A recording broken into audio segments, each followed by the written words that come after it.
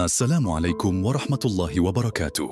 Semoga hari ini kita selalu dalam rahmat Allah dan selalu dalam lindungannya, amin. Ada sejumlah keutamaan membaca solawat yang bisa diraih umat Islam. Membaca solawat dapat menjadi bentuk pujian kepada Nabi Muhammad SAW, sekaligus doa yang bernilai pahala. Setiap menunaikan salat, umat Islam bahkan telah diwajibkan membaca sholawat Nabi setiap tasyahud akhir. Perintah membaca sholawat termaktub dalam Al-Quran, Surah Al-Ahzab ayat 56. Allah Subhanahu wa Ta'ala berfirman, artinya, sesungguhnya Allah dan malaikat-malaikatnya bersolawat untuk Nabi. Hai orang-orang yang beriman, bersolawatlah kamu untuk Nabi dan ucapkanlah salam penghormatan kepadanya. Membaca solawat termasuk wujud menaati perintah Allah Subhanahu wa Ta'ala, sebagaimana telah disebutkan dalam surat Al-Ahzab ayat 56, mendapat balasan 10 solawat dari Allah Subhanahu wa Ta'ala. Sebagaimana sabda Rasulullah Shallallahu Alaihi Wasallam, orang yang bersolawat kepadaku 1 kali, Allah akan beri solawat kepadanya 10 kali. Hadis riwayat Muslim. Derajatnya diangkat 10 derajat oleh Allah Subhanahu wa Ta'ala, sebagaimana dalam hadis Nabi Shallallahu Alaihi Wasallam yang berbunyi, barang siapa bersolawat 1 kali saja, Allah Subhanahu wa Ta'ala akan memberinya 10 rahmat sama dengan 10 derajat baginya. Orang yang bersolawat 1 kali akan dituliskan 10 kebaikan dan dihapuskan 10 keburukan darinya. Membaca solawat Nabi menjadi kunci terkabulnya doa di sisi Allah Subhanahu wa Ta'ala. Karena itulah umat Islam dianjurkan untuk mengawali doa dengan membaca solawat. Solawat akan mendatangkan syafaat dari Rasulullah Shallallahu Alaihi Wasallam bagi orang yang membacanya. Solawat akan mencukupkan apa yang diinginkan seseorang. Solawat menjadikan seorang hamba dekat dengan Rasulullah Shallallahu Alaihi Wasallam pada hari kiamat kelak. Solawat dapat menjadi bentuk sedekah bagi orang yang tidak mampu bersedekah. Solawat kepada Rasulullah Shallallahu Alaihi Wasallam yang dibaca dengan ikhlas dapat mempermudah hajat seseorang.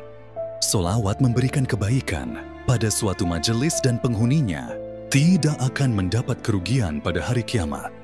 Solawat dapat mendatangkan keberkahan serta mencegah seseorang dari kefakiran dan sifat kikir. Solawat mengandung zikir kepada Allah Subhanahu wa Ta'ala untuk mensyukuri segala nikmatnya. Membaca solawat Nabi juga akan menghindarkan seseorang dari sifat lupa. Sebab melalui solawat, seseorang akan terus mengingat Allah Subhanahu wa Ta'ala. Solawat kepada Rasulullah Shallallahu Alaihi Wasallam dari umatnya ialah doa. Semakin banyak seorang Muslim bersolawat, maka semakin cinta kita kepada Nabi, dan Allah Subhanahu wa Ta'ala pun akan mencintai kita. Keutamaan dan faedah solawat tidak diragukan lagi. Banyak kisah-kisah ajaib pada masa lampau maupun pada zaman ini mendapat kemaslahatan berkat mengamalkan solawat. Di antara fadilah solawat disebutkan baginda mulia Nabi Muhammad dalam hadis berikut, barang siapa yang bersolawat untukku sekali, maka Allah akan bersolawat untuknya 10 kali, diampuni 10 dosa-dosanya, dan diangkat baginya 10 derajat. Hadis riwayat Ahmad, An-Nasai dan Hakim. Solawat menjadi sebab turunnya rahmat Allah Ta'ala kepada makhluknya karena Allah sendiri bersolawat kepada Rasulnya. Artinya sesungguhnya Allah dan para malaikatnya bersolawat untuk Nabi. Hai orang-orang yang beriman, bersyalawatlah kamu untuk Nabi dan ucapkanlah salam penghormatan kepadanya. Surah Al-Ahzab ayat 56. Berikut kisah dahsyatnya keberkahan solawat. Sebuah desa diselamatkan Allah dari kekeringan berkat amalan solawat. Syekh Ali Jummah, ulama besar Mesir yang sangat berpengaruh di Timur Tengah mengatakan, sebab-sebab sedikitnya barokah di zaman kita ini adalah enggannya sebagian dari kita untuk memperbanyak solawat kepada Nabi Muhammad. Dan sungguh bersolawat kepada Nabi Muhammad adalah sumber turunnya barokah dan kebaikan.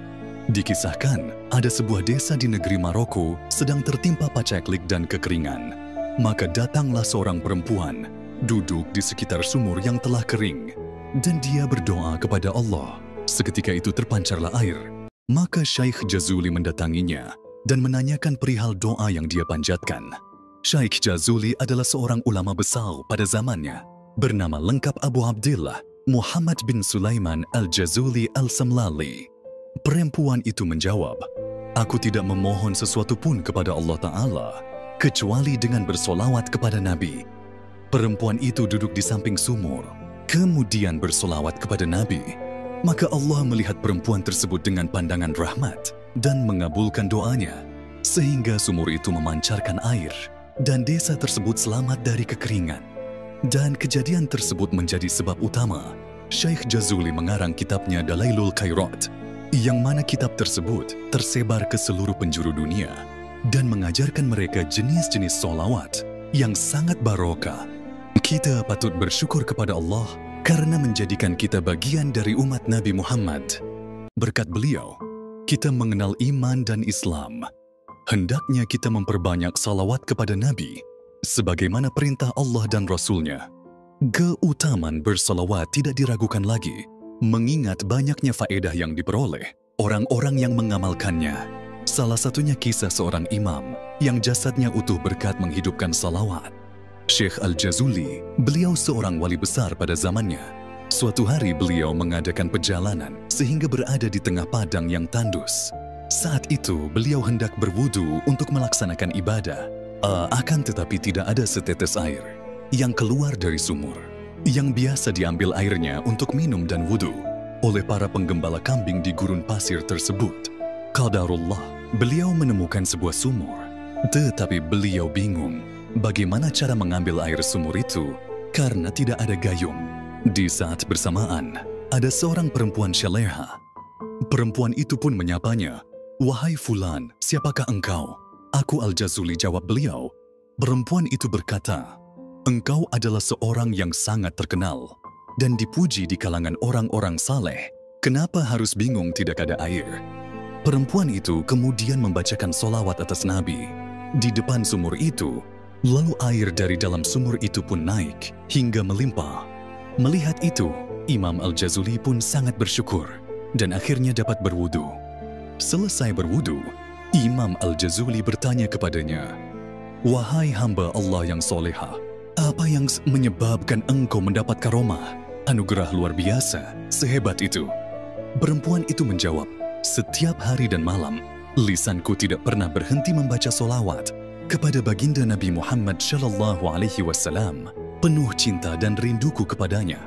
Mendengar jawaban itu, kemudian Imam Al-Jazuli kembali pulang dan bersumpah pada dirinya untuk tidak melanjutkan perjalanannya.